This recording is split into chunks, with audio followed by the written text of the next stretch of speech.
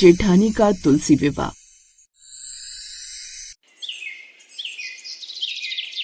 ब्रिजपुर नाम के छोटे से गांव में एक सादा सा घर था जिसमें दो भाइयों का संयुक्त परिवार रहता था। बड़े भाई अभिषेक और छोटे भाई सोनू दोनों ही खेतों में मेहनत करके घर चलाते थे। घर की बड़ी बहू जिसकी बोली तेज, स्वभाव घमंडी और सब पर हुकूमत जमाने वाली थी। वहीं देवरानी राधा नई ब्याह कर ससुराल आई थी, जो कि भोली सी, हंसमुख और बहुत सीधी सादी थी। उनके घर के आंगन में तुलसी का हरा भरा चौरा था जो पूरे घर की शोभा था। तुलसी पूजा इस घर में बेहद महत्वपूर्ण मानी जाती थी। हर रोज उस घर में सुबह शाम तुलसी पूजा की जाती थी। ये परंपरा कई सालों से चली आ रही थी। एक रोज बड़ी बहू सांझ होने को आ गई। तुलसी के आगे दिया जलाया कि नहीं? पता है ना, कार्तिक मास का महीना है। ऐसे में बिना तुलसी को दिया दिखाए खाना नहीं खाना चाहिए। हाँ माँ जी, आप चिंता मत कीजिए, मैंने समय से कर दिया था। हाँ, और सुन, अब इस घर में तेरी देवरानी भी आ गई है, तो थोड़ा सा गुण उसे भी सिखा दे। हाँ माँ जी, सब सिखा दूंगी। अभी नई है, सभी रीति रिवाज सीख जाएगी इस घर के। ऐसा कहते हुए वो चुप हो गई। फिर अगले दिन अनामिका आंगन में पूजा कर रही थी। तभी राधा रसोई से पानी लेकर आंगन में आई। ध्यान नहीं है क्या? तुलसी माई के पास से पानी लेकर जा रही हो। छींटे पड़ जाते हैं तो अशुद्ध हो जाती। तुम्हें पता नहीं है क्या हमारे घर में तुलसी का कितना विशेष ध्यान रखा जाता है, और खासकर उसके आसपास की साफ सफाई का भी। माफ करना दीदी, बस यही जानती हो, पहले गलती कर दो, घर की मर्यादा सीखो। पहले नई नवेली दुल्हन रानी बनकर आई हो, लेकिन तौर तरीके तो सीख लो पहले। राधा चुपचाप सिर झुकाकर खड़ी रही। तभी सासू माँ कमला वहाँ आ गई। अनामिका बहू, थोड़ा प्यार से समझाया जाता है, अभी वो बेचारी नई है। आप हमेशा इसे बचाते रहिए, बिगड़ जाएगी ये भी। अरे अभी से ये सब छोटी छोटी बातें नहीं सिखाएंगी तो कैसे सिखाएंगी? राधा आंसू रोक कर अंदर चली गई। फिर देवरानी जेठानी ने सबके लिए खाना बनाया और घर के कामकाज में लग गई। सारा काम खत्म होने के बाद सब अपने अपने कमरे में सोने चले गए, लेकिन राधा थोड़ी देर छत पर चली गई और चांद निहारने लगी। राधा, क्या हुआ? दुखी लग रही हो? कुछ नहीं, बस अपनी गलती सुधारने की सोच रही हूँ। तुम बिल्कुल ठीक हो, तुम जैसी हो बहुत अच्छी हो। किसी की डांट सुनकर खुद को कम मत आंकना। अभी नई हो, धीरे धीरे सब सीख जाओगी। चलो अब एक अच्छी सी स्माइल दे दो। राधा मुस्कुराने की कोशिश करती है, पर उसका मन दुखी होता है। कुछ समय बाद कार्तिक माह का महीना आ गया। हर साल की तरह इस साल भी तुलसी विवाह धूमधाम से मनाया जाएगा। तुम दोनों बहुएं खाने में तरह तरह के भोग बना लेना, और इस बार तुलसी विवाह राधा कराएगी। वो नई है ना, शुभ रहेगा। ये सुनकर तो अनामिका के चेहरे का जैसे रंग उड़ गया। तो मैं क्या करूंगी? ये काम तो मैं सालों से करती आई हूँ। जानती हूँ बहू, इसीलिए तो कह रही हूँ कि तू कई सालों से करती आई है, इसलिए अब राधा को भी सीखने दो। ये घर उसका भी है, अभी से करेगी तभी सीख पाएगी। अपनी सास के मुंह से ये बात सुनकर अनामिका अंदर ही अंदर आग बबूला हो जाती है, और शाम को जब अपनी सहेली से इस बारे में बात करती है, बस अब और नहीं, हर जिम्मेदारी मेरी सास मेरी देवरानी को सौंपे जा रही है। अरे जब से वो आई है मेरे इस घर में कोई इज्जत ही नहीं है। हाँ तो तू कुछ कर ना, दिखा दे अपनी ताकत। आखिर तू बड़ी बहू है उस घर की। हर साल तो तू ही तुलसी विवाह करती आई है, फिर इस साल ये हक तेरी वो देवरानी कैसे ले सकती है? तू सही कहती है, अब मुझे ही कोई ना कोई कमाल दिखाना पड़ेगा। अनामिका के चेहरे पर चालाक मुस्कान फैल गई, जैसे उसने मन ही मन कोई योजना बना ली हो। इधर राधा की तैयारियां भी जोरों शोरों से चल रही थी। राधा तैयारी में जी जान लगा देती है। आंगन में रंगोली, तुलसी चौरे पर नई लाल मिट्टी पोतना, दीपक सजाना, सब कुछ मन से। सास खुश होकर बोलती है, वाह राधा बहू, बहुत सुंदर, तूने तो बड़ी अच्छे से सब तैयारी कर ली। अभी कहाँ माँ जी, अभी तो काफी सारा काम बाकी है। अभी तो माँ तुलसी के लिए सुंदर सी साड़ी भी तैयार करनी है। उनके लिए अपने हाथों से लाल चुनरी भी बनाऊंगी, फिर देखना वो कितनी सुंदर लगती हैं। वाह, बड़ी ही समझदार बहू है मेरी तो। अपनी सास के मुंह से अपनी देवरानी की तारीफ सुनकर दूर खड़ी अनामिका आंखें तरीरती है। जब से देवरानी जी आई है, माँ जी तो बस इसी की तारीफ करती रहती है। मैं तो जैसे तुलसी विवाह ठीक से करती ही नहीं थी। तो अनामिका दुकान से केमिकल खरीद कर लाती है और चुपके से तुलसी वाले पौधे में डाल देती है। फिर तुलसी विवाह की पूर्व संध्या थी। अचानक तुलसी के पत्ते सूखे हुए दिखाई दिए। ये देख अनामिका ने जोर जोर से शोर मचाना शुरू किया। हाय, ये क्या, हमारी तुलसी माई सूख रही है। जरूर इस राधा ने कोई गड़बड़ की है। नहीं दीदी, मैं रोज पानी देती हूँ, मैंने कुछ गलत नहीं किया। झूठ बोलती है माँ जी, इसे मत करने दीजिए विवाह। सास परेशान और अनामिका का पति अभिषेक कहने लगा, हाँ माँ, पूजा सिर्फ अनामिका ही करेगी। आखिर वो इस घर की बड़ी बहू है और इन सब से घर की मर्यादा भी बिगड़ती जा रही है। हाँ माँ जी, हर साल ये पूजा मैं करती आई हूँ, तो इस बार तुलसी विवाह मेरे हाथों ही होगा। सब घर वालों के सामने तो जैसे अब सास भी कुछ नहीं बोल पाई और राधा के दिल पर जैसे किसी ने हथौड़ा दे मारा। उसके सपने टूट गए, लेकिन अनामिका इन सबसे बड़ी खुश हुई। राधा रोने लगी। हे तुलसी माता, अगर मुझसे कोई गलती हुई हो तो दंड दीजिए, पर सच को उजागर भी कर देना। मैंने कितने मन से ये सब तैयारियां की थी। तभी गांव की एक बूढ़ी दादी, जो कि उनकी पड़ोसन थी, उनके घर आई। अरे सुनो सब, पीछे वाले खेत में कोई रात में तुलसी की मिट्टी खोद रहा था। मैंने दूर से देखा, लाल सा दुपट्टा पहने कोई औरत थी और वो दवाइयों की दुकान वाला रमेश बता रहा था कि कोई लाल दुपट्टा से मुंह ढकी हुई औरत उससे कोई पौधा खराब करने की दवा भी लेकर गई थी। सभी की नजर एक साथ अनामिका पर टिक गई। उसका लाल दुपट्टा वही था। मैंने तो बस। चुप कर, शर्म कर अनामिका। ईर्ष्या से इतना नीचे गिर गई कि तू भगवान के पौधे से छेड़खानी करने लगी। ऐसी घटिया हरकत करते हुए तुझे शर्म नहीं आई? माँ, क्या अब राधा तुलसी विवाह करेगी? सास प्यार से सिर हिलाती है।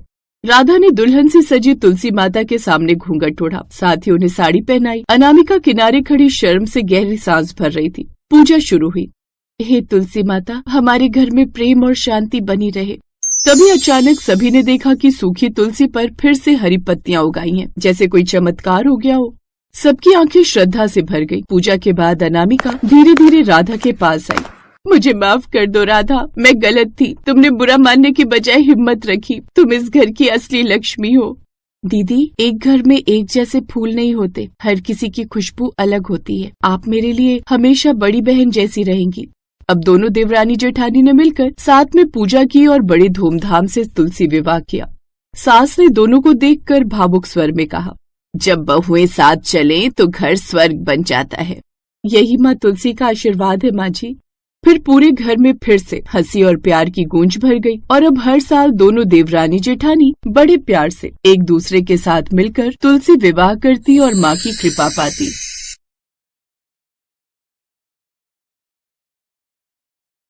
विवाह का विशेष महत्व है। तुलसी विवाह कार्तिक मास में शुक्ल पक्ष की एकादशी के दिन किया जाता है।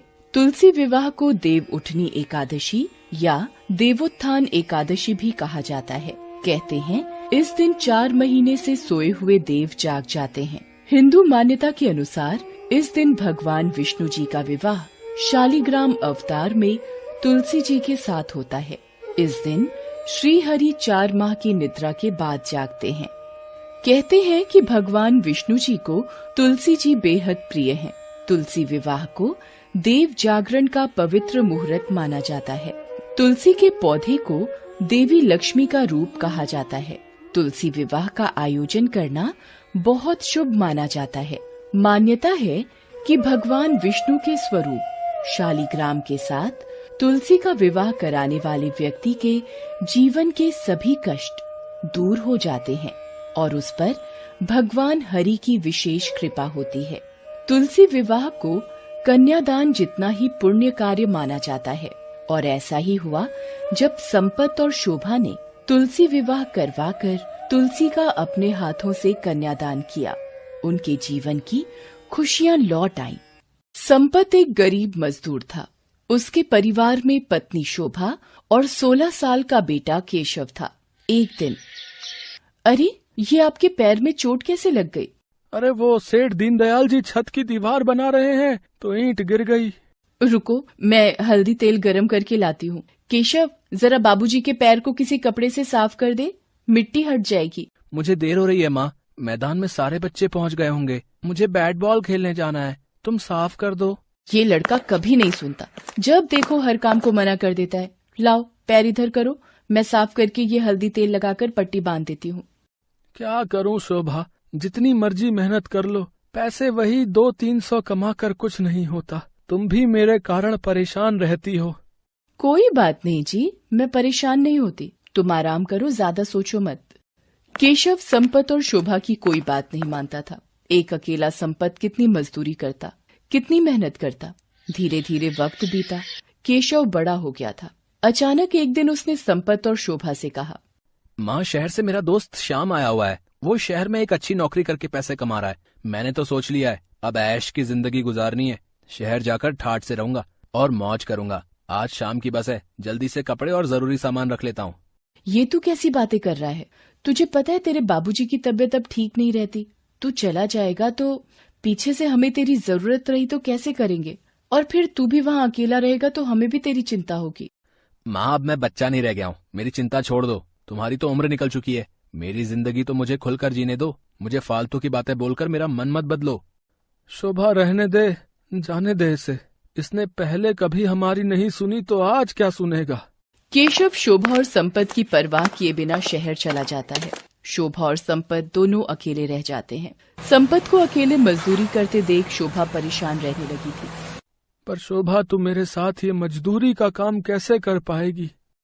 आप अकेले कब तक ये मेहनत का काम करते रहोगे? आपकी तबीयत भी अब ठीक नहीं रहती। डॉक्टर ने पीठ को आराम देने के लिए बोला है। कल सुबह से मैं भी तुम्हारे साथ चल लूंगी। अगले दिन शोभा सवेरे ही उठ गई और उसने घर का काम निपटाया। इतनी देर में संपत भी तैयार हो गया था। दोनों मजदूरी के काम के लिए घर से निकले। उन दिनों कार्तिक माह चल रहा था और रोजाना मंदिर की प्रभात फेरी निकलती थी। संपत और शोभा रोजाना प्रभात फेरी निकलते देखते। एक सुबह, सुनो जी, ये मंदिर में प्रसाद बांट रहे हैं, लेते चलते हैं। ये तो लगता है किसी की विवाह की तैयारियां चल रही हैं। ये तुलसी विवाह की तैयारियां चल रही हैं। तुलसी विवाह? इसका क्या महत्व है पंडिताइन जी? तुलसी विवाह का बहुत महत्व है। जो लोग पूरे विधि विधान से तुलसी विवाह करते हैं, उनके ऊपर भगवान विष्णु की विशेष कृपा होती है और उनके जीवन के कष्ट दूर होते हैं। तुलसी विवाह करने से कन्यादान के समान पुण्य फल की प्राप्ति होती है। देवी तुलसी की कृपा से आपके घर में सुख समृद्धि बनी रहती है। इस दिन शालिग्राम व तुलसी का विवाह होता है। तुलसी विवाह का तो बहुत महत्व है। पंडिताइन जी, क्या ये तुलसी विवाह कोई भी कर सकता है? हम भी? हाँ जी, तुलसी विवाह कोई भी कर सकता है। आप भी तुलसी विवाह का आयोजन कर सकते हो। पर शोभा, हम ये तुलसी विवाह कैसे करेंगे? विवाह के लिए तो काफी पैसों की जरूरत पड़ती है। तुलसी विवाह आप अपने घर पर भी कर सकते हो। व्यक्ति अपनी श्रद्धा के अनुसार तुलसी विवाह कर सकता है। अच्छा पंडिताइन जी, कृपया करके इसका विधि विधान समझाइए, ताकि हम भी तुलसी विवाह करके कन्यादान करने का सौभाग्य प्राप्त कर पाएं। सर्वप्रथम तुलसी पौधे के गमले को गेरू और फूलों से सजाकर इसके चारों ओर गन्ने का मंडप बनाएं। फिर तुलसी के पौधे के ऊपर लाल चुनरी उठाएं और तुलसी माता को चूड़ी और श्रृंगार की अन्य सामग्रियां अर्पित कर श्री गणेश और शालिग्राम का विधिवत पूजन करें। भगवान शालिग्राम की मूर्ति का सिंहासन हाथ में लेकर तुलसी जी की 7 बार परिक्रमा कराएं, फिर आरती करें। इसके बाद विवाह में गाए जाने वाले मंगल गीत के साथ विवाहोत्सव पूर्ण करें और इच्छानुसार प्रसाद बांटें। ये पूजा तो बहुत ही आसान है। हाँ शोभा, तुलसी विवाह के द्वारा हमें भी कन्यादान करने का अवसर प्राप्त होगा। तुलसी विवाह कल है। कल प्रातः उठकर आप दोनों ये तुलसी विवाह संपन्न कर सकते हो। देखना, माँ तुलसी और भगवान शालिग्राम की कृपा से आप दोनों के सभी दुख दूर हो जाएंगे। संपत और शोभा घर आने लगते हैं। रास्ते में एक पल के लिए शोभा केशव को याद करके रोने लगती है। हमारा केशव यदि हमारे साथ होता तो वह भी इस तुलसी विवाह में हाथ बटाता। पर मेरा केशव जहाँ भी हो प्रभु, उसकी रक्षा करना। पता नहीं शोभा, शहर जाकर वो हमें भूल ही गया है। शांत हो जाओ, मन दुखी मत करो। घर आकर वे दोनों विधि विधान से विवाह की तैयारी करते हैं और फिर अगले दिन सुबह मंदिर की पंडिताइन भी आ जाती है। आप दोनों ने तुलसी माता के विवाह की तैयारियां की, तो मैं ये प्रसाद के लड्डू भी भोग के लिए ले आई। आओ मिलकर विधि विधान से तुलसी विवाह करते हैं। शुक्रिया पंडिताइन जी, आप इस विवाह में आई। संपत और शोभा पंडिताइन के साथ मिलकर पूजा आरती कर रहे थे। शोभा की आंखों में आंसू थे। वो केशव को याद करके रोने लगती है। तभी माँ कहने की आवाज उसके कानों को सुनाई देती है। केशव, ये तो मेरे केशव की आवाज है। माँ, मैं आ गया। बाबूजी, मैं वापस आ गया। केशव, तू अचानक कैसे? तेरी कोई खोज खबर ही नहीं थी। बाबूजी, मुझे अपनी गलती का एहसास हो गया है। पता नहीं मेरे साथ कुछ ऐसा हुआ कि मैं शहर में रुक ही नहीं पाया और दौड़ा चला आया। कल सुबह से ही मेरी तबीयत बहुत खराब थी, पर शाम का कुछ अता पता नहीं था। मैं बुखार से तड़प रहा था, तभी किसी ने मेरा द्वार खटखटाया। जी, आप कौन? मेरा नाम शालिग्राम है और ये मेरी पत्नी तुलसी। हम दोनों यहाँ से गुजर रहे थे। थोड़ी प्यास लगी तो तुम्हारा घर देखा। माफ करना तुम्हें तकलीफ हुई। कोई बात नहीं, आप आइए, मैं आपको पानी देता हूँ। तभी अचानक तेज बुखार के कारण मुझे चक्कर आने लगे। उन दोनों ने मुझे सहारा देकर बिस्तर पर लेटाया और मेरे सिर पर हाथ फेरा। अब कैसा लग रहा है बेटा केशव? तभी मुझे ऐसा लगा जैसे आपने मुझे स्नेह से पुकारा हो। मेरी आंख लग गई और मैं उठा तो मेरा बुखार बिल्कुल गायब था और वो दोनों भी वहां नहीं थे। ये तो चमत्कार हो गया। साक्षात भगवान शालिग्राम और माँ तुलसी तुम्हारे पास आए। क्या भगवान शालिग्राम और माँ तुलसी मेरे पास स्वयं? माँ, क्या तभी उन्हें मेरा नाम भी पता था? केशव की आंखों में आंसू आ जाते हैं। संपत और शोभा भी रो पड़ते हैं। माँ, बाबूजी, आप दोनों के बिना मैं बहुत अकेला पड़ गया। अब मैं आप दोनों को छोड़कर नहीं जाऊंगा। देखा शोभा, आज ही तुमने तुलसी विवाह संपन्न किया और तुम्हारे घर की खुशियां लौट आई। हे प्रभु, हे मैया, आपकी लीला अपरंपार है। आपकी जय हो। केशव के आ जाने से शोभा और संपत की उदास जिंदगी में खुशियां आ जाती हैं। सब मिलकर तुलसी माता और शालिग्राम भगवान का आशीर्वाद लेते हैं। केशव को भी समझ आ चुका था कि दुनिया में माँ बाप से बढ़कर कुछ नहीं, बल्कि बच्चों के लिए उनकी दुनिया ही उनके माँ बाप होते हैं। और फिर धीरे धीरे संपत और शोभा के दुख और गरीबी के दिन भी दूर होने लगे। केशव भी अब नौकरी करने लगा और एक अच्छी लड़की देखकर संपत और शोभा ने केशव का विवाह कर दिया।